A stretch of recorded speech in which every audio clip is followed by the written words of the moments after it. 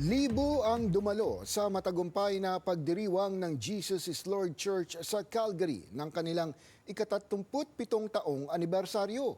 Isinagawa rin ng simbahan ng isang youth conference para sa mga kabataang Filipino-Canadians. Narito ang report.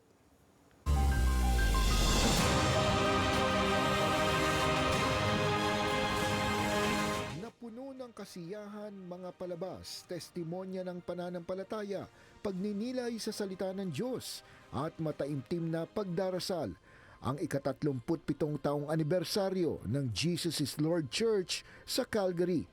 Marami nila ang gumaling sa kanilang mga sakit, nalinawan ang mga isip at lumalim ang pananampalataya sa gitna ng hirap ng buhay sa Canada.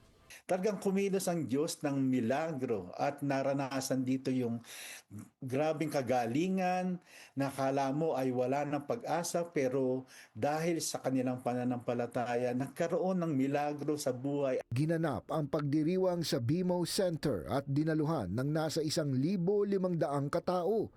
Marami rin anila sa mga dumalo, muling sumigla ang pananampalataya.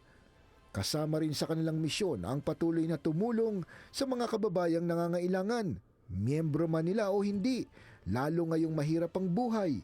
Maraming may problema sa immigration status at may mga pagsubok sa loob ng pamilya. Ang mensahe namin diyan, magtiwala tayo sa Diyos. I-involve natin ang Diyos sa ating mga buhay. I-involve natin ang salita ng Diyos, ang kapangyarihan ng Diyos, ang pagmamahal ng Diyos.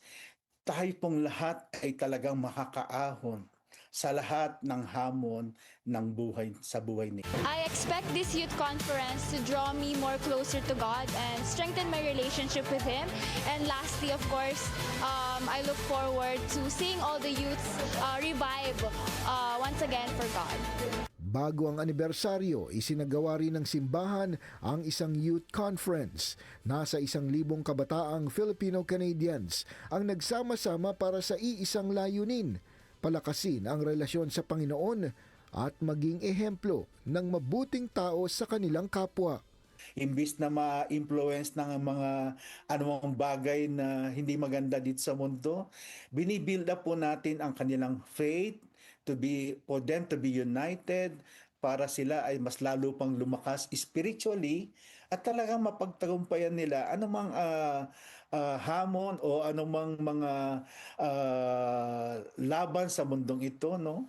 Ngayon pa lang, pinaghahandaan na ng simbahan ang inaasahang mas malaking selebrasyon sa susunod na taon.